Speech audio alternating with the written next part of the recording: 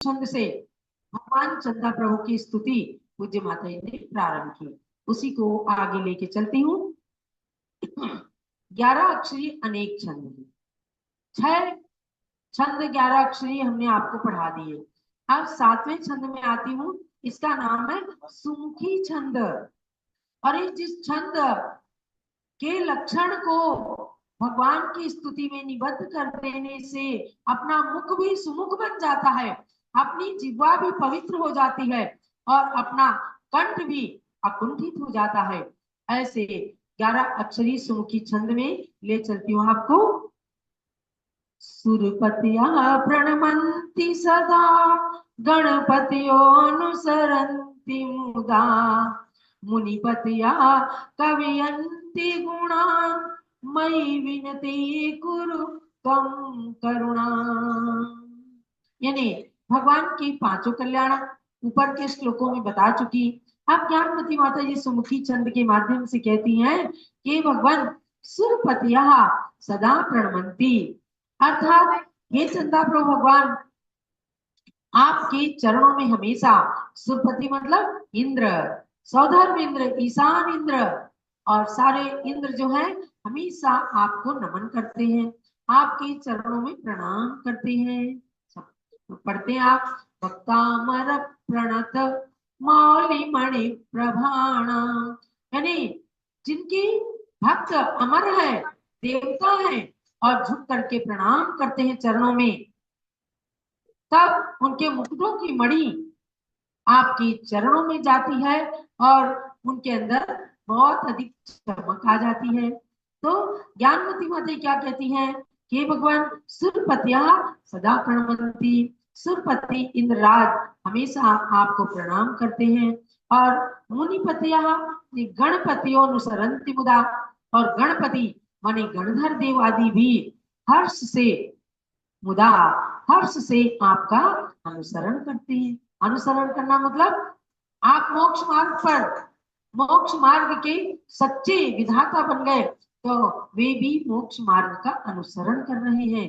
इसलिए भगवान के समोसरण में 12 सभाओं में सबसे पहली सभा में सबसे आगे गणधर भगवान का स्थान होता है, क्योंकि वे साक्षात भगवान की वाणी को अपने आचरण में लाते हैं।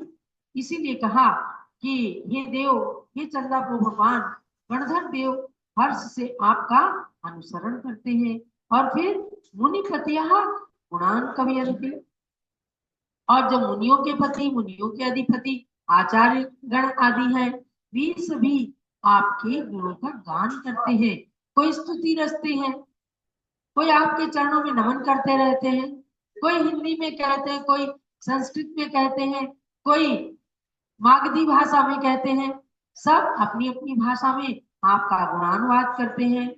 उसके बाद मई विनते त्वं करुणाम करो, मई यानी मुझे, मुझे नमस्कार करते हुए भक्त पर आप करुणा करो, करुणा कीजिए, दया कीजिए।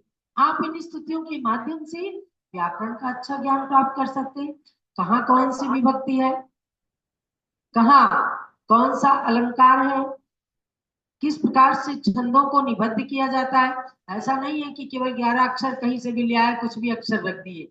अर्थ होना चाहिए उसके अंदर, गुण होना चाहिए उसके अंदर, शोभा होनी चाहिए उसके अंदर, प्रतिभा होनी चाहिए उसके अंदर। यही सब व्याकरण, छंद, अलंकार और कोश को पढ़ने वाले ही ऐसी विशेषताओं को समझ सकते हैं, तभी उनको श्लोक आदि, काव्य या टीका आदि करने का अधिकार होता है। तो महानुभाव ऐसे आज एक श्लोक के द्वारा ही चंदा प्रभु भगवान की स्तुति करके और यही भावना बना है कि भगवान मई विनते त्वं करुणाम करो, मैं आपके जो विनय कर रहा हूँ, आपके चरणों में नत हो रहा हूँ, तो मुझ भक्त पर आप करुणा कर दीजिए, दया कर दीजिए। तो क्या हम कोई फटीचर हैं जो हमारे ऊपर दया कर देंगे?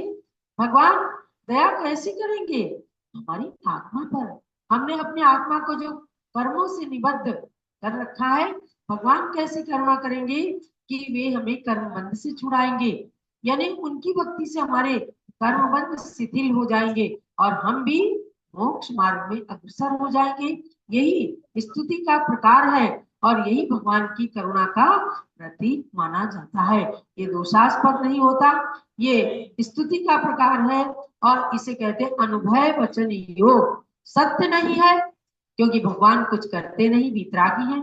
असत्य नहीं है क्योंकि भगवान की भक्ति से सब कुछ सिद्ध हो जाता है। इसी के लिए भाषा सच मोसा, ऐसा कुंद कुंद देव ने अपने काव्यों में कहा है। तो ये असत्य मृषा नाम की भाषा का प्रयोग करते हुए पूज्य माता ने ऐसे छंद अलंकार में निबद्ध करके इस कल्याण कल्पतरु स्तोत्र की जो रचना की है, सभी लोग इसका पठन करके और छंदों का व्याकरण का ज्ञान प्राप्त करें। यही सबके लिए प्रेरणा और मंगल आशीर्वाद।